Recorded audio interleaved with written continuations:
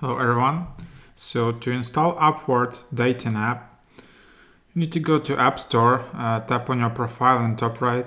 You need to be signed in with your Apple ID and then just search for like Upward. So this is like Christian dating app. And then just tap Get. And then you need to confirm with a Touch ID or Face ID or Apple ID and password.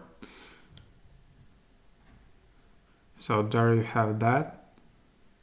You will need to wait until it downloads.